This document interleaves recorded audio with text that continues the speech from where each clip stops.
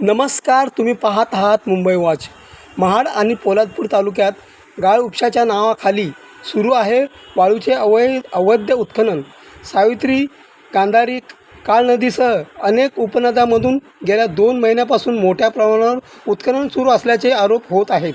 स्थानिकांच्या म्हणण्यानुसार नदीपात्रातील दगड गोटे बाजूला करून त्यातून वाळू चाळून विक्री केली जात आहे. विशेष म्हणजे हे प्रकार रात्रीच्या अंधारात सुरू असल्याचा आरोप करण्यात येत आहे. महसूल विभागातील काही अधिकारी आणि वाळू माफियामध्ये संगनमत असल्याचाही आरोप समोर आला आहे. मात्र अद्याप कोणतीही ठोस कारवाई झालेली नाही.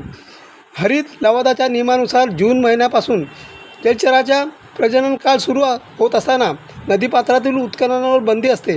तरीही अनेक ठिकाणी उत्खनन सुरू असल्याचा दावा केला जात आहे.